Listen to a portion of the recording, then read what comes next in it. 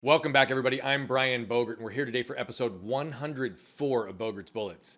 Today, we're going to talk about the art and science of thinking and feeling.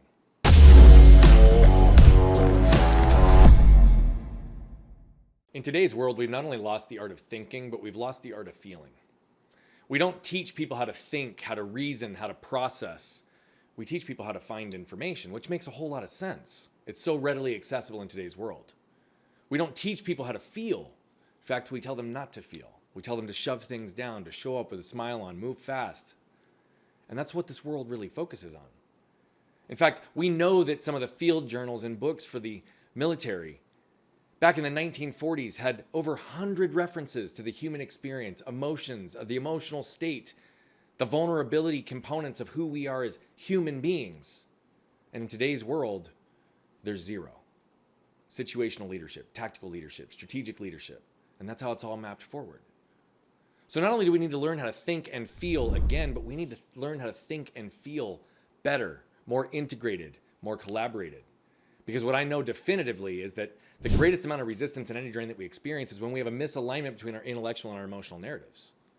So much of the work in the times that we spend with our clients is really helping them understand the patterned and conditioned narratives versus the ones that are authentic and real in the moment. No, by the way, both intellect and emotion fabricate and create those, both lie to us, both can also give us the proper signals.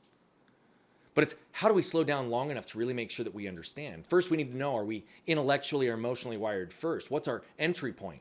With my daughter, if I want to get to her, communicate with her, I've got to enter through the heart. With my son, it has to be through the head. So that right there demonstrates that there's a different hard wiring to how we approach these things. And so we've created the thinking, feeling quadrant because I believe that we need to learn how to think about our thinking, think about our feeling, feel our thinking, and feel our feeling. And when we do this and we layer that on top of our mental, emotional, spiritual, and physical world, we have a three-dimensional world we know how to move through. So what is thinking? Thinking is the process of using one's mind to consider or reason about something, whereas feeling is an emotional state or reaction.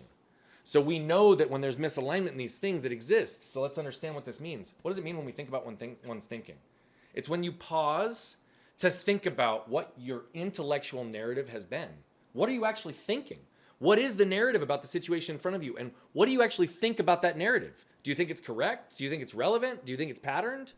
Literally apply thought to the thought and feeling in the narrative that you have. Then we need to think about our feeling. When we think about one's feeling, you're actually thinking about and processing what your emotional narrative or primary emotion is based behind whatever experience you're in. And so when you think about your feeling, does it make sense? Does it align intellectually with your belief systems, with the way you view the world?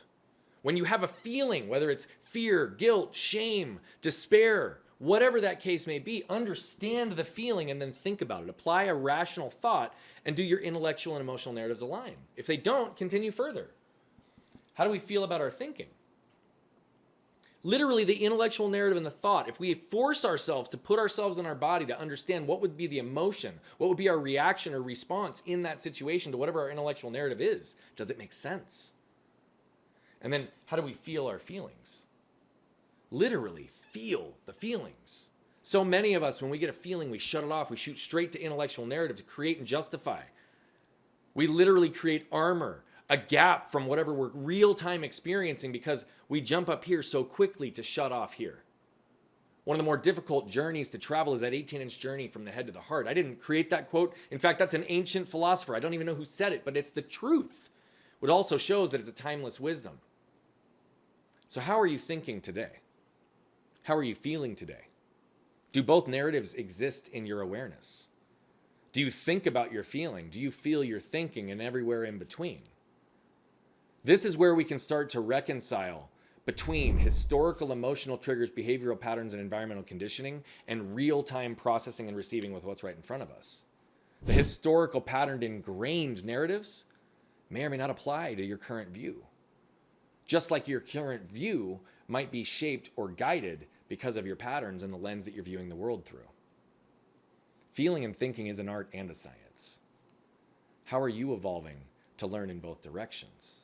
How are you using what two of our greatest gifts have been to think and to feel, our heads and our hearts, to connect with yourself, to connect with others? Where and how are you using your head and your heart to grow and build your business and the teams in your businesses? The art and science of thinking and feeling is one of the greatest ways to connect. If you liked anything you saw today, please like, comment, and share. If you were moved by anything, please move it through the world, because moved people move people. And that moves us even closer to our collective impact of 1 billion lives. If there's anything we can do to help you, please shoot us a text, 602-704-5189. Shoot us a DM on any one of our platforms. Where and how can we elevate you?